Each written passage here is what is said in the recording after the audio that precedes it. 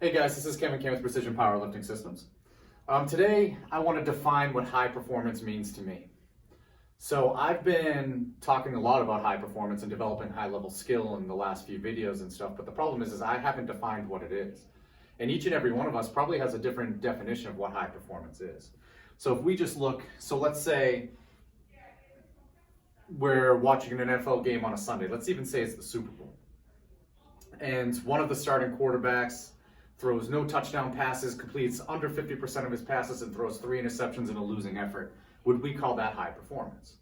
Now, at the end of the day, that quarterback's playing in the Super Bowl. So, it's a tough question to answer. And then let's look at it from the other end of the spectrum.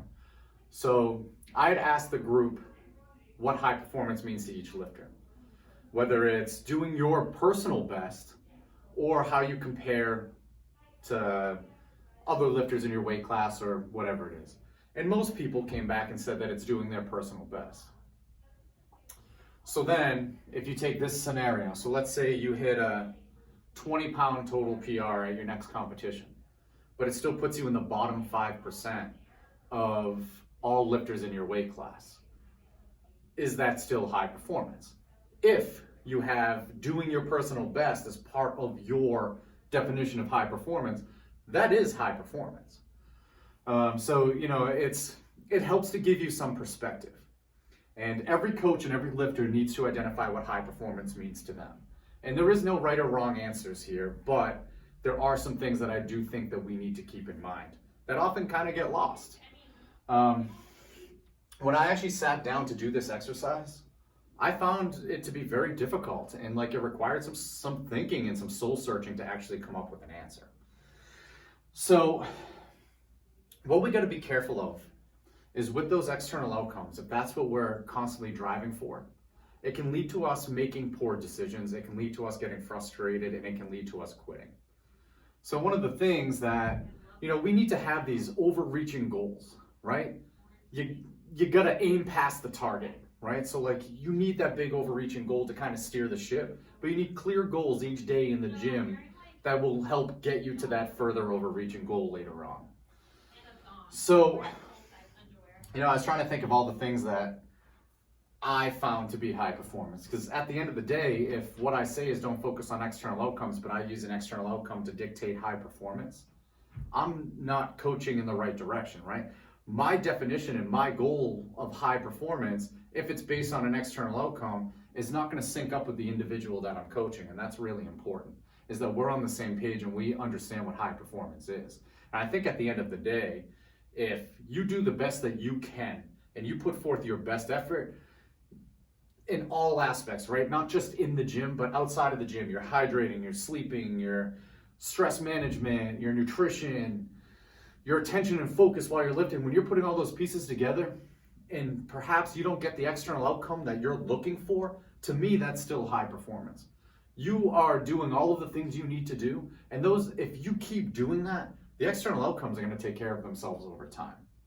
So making sure that my definition is in sync with what I'm coaching and what I'm saying, and then when situations arise, it helps guide the coach to make those right decisions.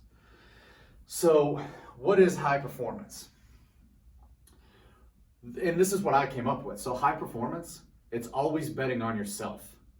So no matter what the circumstance is, whether you are going to attempt a PR, you're betting on yourself to be able to execute that lift, right? It's a weight you've never felt before, you've never had on the bar before, you're betting on yourself to be able to execute it, right? But you're also betting on yourself that if it doesn't go well, to learn from it and to improve on it, right? So no matter what, you're betting on yourself, win or lose. And I think that's a really important concept. We use fear and frustration as a weapon to enhance our performance and not something that works against us. So we learn how to use our physiological states, so that increased arousal, alertness, increases in reaction time that come with fear and frustration, the increased learning environment that's created from those situations. We learn how to use that to our advantage and not run away and crumble in the face of it. And this is a very hard skill to learn. And just like anything else, this needs to be trained, and the lifters need to be educated on this, and they need to understand how to deal with these situations. And this goes far beyond just the platform or in the gym. This goes into life. Like life is going to have, you're going to have to step outside your comfort zones, whether it's in a job, family life, whatever it is, and you're going to have to learn how to use fear and frustration to your advantage so that you can get a leg up on the competition, and no matter what it is. So always bet on yourself is number one. Using fear and frustration to work for us and not against us is part number two. And then part number three is to face unpredictability head on. So we need novelty, complexity, and unpredictability to force us to step outside of our comfort zone, to force that physiological response that allows us to learn and to develop new skills. We need those situations. So we need to learn to face unpredictability head on. And this doesn't necessarily mean that we just do random things. What this actually looks like in the gym is be willing to try new things, number one, but also don't always just fall back into what's comfortable. So I think we're currently in this stage of powerlifting that I see on the internet where everybody's talking about, oh, you need lifter buy-in, so make things fun and all of this. And yeah, there's something to having fun while training, but if you truly want to develop high-level skill within the sport, so if you want to be competitive on the biggest levels of this sport, it's not always going to be fun. In fact, it can't. It has to be something that gets you to feel fear, that gets you to feel frustration, that's unpredictable, that's novel at times. We need all of these things. And stepping outside of your comfort zone is very rarely fun, but we can learn to make it fun. This is where training partners and enjoying the process of learning and becoming a lifelong student of the sport, this is where this stuff comes into play, because you can have fun embracing the process. You know, as the Navy SEALs motto is, embrace the suck. You can have fun while embracing the suck of developing high-level skills. So what you end up seeing a lot of, I'm going to keep powerlifting here, a lot of lifters do is they'll always do the things that they are most comfortable with. So if you tell a lifter oh, let's squat with a wider stance, and they go out there and they're like, oh man, I'm way weaker here, this doesn't feel right, they tend to always just want to revert back to what's comfortable. When if they kind of build up that wider stance and they learn to embrace being uncomfortable at times, that novelty, the unpredictability of it, the complexity of it, the fear and frustration that comes with it, you can use all of those tools to your advantage to develop a higher level skill. But if you back away from stepping outside of your comfort zone and go back into being what's comfortable, you're never going to get to that next level. And don't get me wrong, some people just have higher levels of where they're starting off. So, if you're 180 pounds and you're squatting 550 pounds at your first meet, you're just starting at a higher level than most. The majority of people are not starting at those levels. So you're gonna have to understand, and even then, if that lifter wants to break world records and do those things, they're gonna have to, it all applies. And then whether it's lifting, learning an instrument, playing chess, learning in school, some subject matter in school, being a better husband, wife, son, daughter, friend, whatever it is, high-level skill is all brought about the same way. You need to step outside of your comfort zone. You need to face unpredictability head on. Embrace the novelty, embrace the complexity, embrace the fear and frustration that comes with training. I think that if we don't define what high performance is, how can we speak upon what high performance is?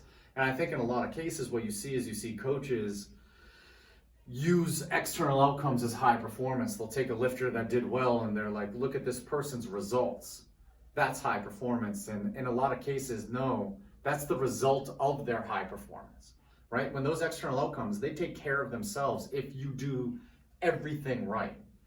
So in a lot of cases when it's this program led to these results for this person, that's where we connect the dots, but that's not true. The high performance isn't that light at the end of the tunnel. The external outcome is not high performance. The high performance happens before all of that, and then that is the repercussion of high performance. So when I was sitting down and coming up with this definition, that's where I kind of ended up, was those external outcomes are just the result of high performance. They are not high performance. So the high performance is always betting on yourself, right? Elite athletes have confidence in themselves. So you're always betting on yourself no matter what the circumstances. If you get knocked down, you're still betting on yourself to stand back up and move forward, right? Using fear and frustration as a weapon to work for us and not against us, right? I did 2 videos, one on fear, one on frustration. I encourage you guys to watch those so you can understand why that's important. But at some point, when that stuff kicks in, there's this, when you develop the proper tools to use it for you, there's this like switch that goes off where it's like, oh hell yeah, I got a challenge in front of me, and I'm gonna really like put my best foot forward to handle this challenge. Where the fear and frustration is something you actually look forward to. And then face the unpredictability head on. Now, again, like I said, that's basically just telling you to step outside of your comfort zone and embrace being out there and attack it head on as if it's something you enjoy, because training's not always going to be enjoyable. But high performance is taking something that you don't enjoy doing, but doing it as if you enjoy doing it. And that's really important. So the things you don't like are going to, in most cases, be the things that you need to do to get better. And most people just want to do the things that they're good at, which aren't the things that they need to do to get better. It's about attacking your weaknesses consistently over a period of time. And your weaknesses are going to always be the things that you don't enjoy. So I'm starting a skill acquisition class. That's going to be the last Tuesday of every month. We'll have a discussion. I'll post information on a Facebook group page throughout the week. Throughout the month, we'll have discussions upon it, so that when we actually have this live in-person discussion, we can have valuable discussion back and forth. Like everybody's got some type of an education of the topic at hand, so that we can have better conversations and stuff. If this is something that you're interested in, follow the Facebook group page called Constraints-Led Conjugate. So that's what precision powerlifting systems, that's what I call our program, Constraints-Led Conjugate. It's a constraints-led approach is a dynamic systems theory approach to skill acquisition. So that's what it's named. Shoot me an email at canperformance@gmail.com and tell me you're interested, and then we can put it all together and get you into those classes and stuff. And I want to make it more so it's fun. There's critical thinking skills, and there's just a lot of open discussions, because at the end of the day, this is theory, and we all have different perspectives, and different perspectives get you to ask, not maybe answer, but get you to ask different questions, so you can attack problems from different angles. So there's physical therapists, there's coaches, there's lifters. So it's a nice little community that's starting to form. So if that's something you're interested in, email me, join that Facebook group page. Be sure to follow me on Instagram. It's KWCan and our team, Precision Powerlifting Systems.